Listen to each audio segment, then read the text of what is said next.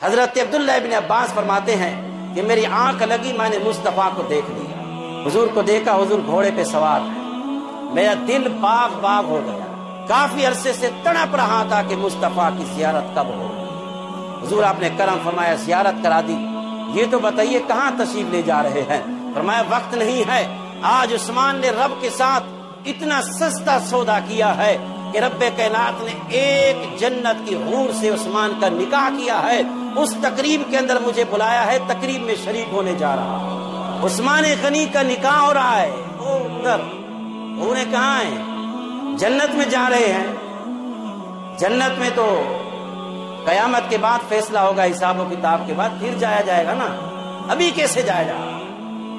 اس رب کائنات نے اپنے محبوب کو اختیار دے دیا ہے، محبوب آپ اپنے جس غلام کی خوشی میں جب چاہیں جدھر جانا چاہیں، ہم نے آپ کو اختیار دے دیا، اور میں میرے عثمان کی خوشی ہے، اس خوشی کے اندر شریک ہونے جا رہا ہوں۔ پتہ یہ چلا حضور ظاہری پردہ فرمانے کے بعد اپنے ہر غلام کے کام کو اور فعل کو، عمل کو جانتے بھی ہیں اور پہچانتے بھی ہیں، اور ضرورت پڑ جائے تو اس کو جا کے بتا بھی دیتے ہیں۔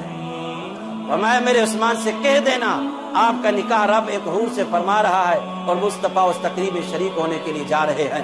آج عثمان نے اتنا بڑا سستا سودا کر لیا ہے اپنے رب کے ساتھ، کیا عظمت و شان۔ عثمان غنی نے اپنی زندگی کے اندر مصطفیٰ کی دعوت فرمائی، کہا حضور کرم فرمائے میرے گھر کے اندر تشریف لے آئے، حضور نے دعوت قبول فرمائی، تشریف لے جا رہے ہیں۔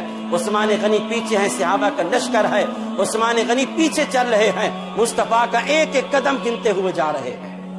حضور آگے دیکھ رہے ہیں، پیچھے عثمان چل رہے ہیں، زبان سے نہیں کہہ رہے کہ 1 2 3 4 5 6 7 8 9 10، دل کے اندر گنتے جا رہے ہیں، مصطفیٰ آگے جا رہے ہیں۔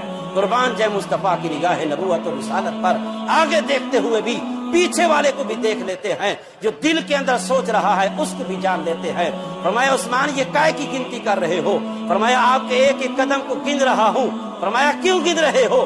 فرمایا آج خوش نصیبی ہے، مصطفیٰ کا ایک ایک قدم عثمان کے گھر کی جانب اٹھ کے جا رہا ہوں۔ فرمایا گن کیوں رہے ہو؟ اس لیے گن رہا ہوں کہ جاتے ہوئے بھی آتے ہوئے بھی جتنے قدم عثمان کے گھر کی جانب اٹھیں گے، ایک ایک قدم کے بدلے ایک ایک غلام آزاد کروں گا۔ پھر وہی جملہ کہوں گا، باپ کی وراثت سے 1 روپیہ نہیں ملا، اتنا مال آیا کہاں سے؟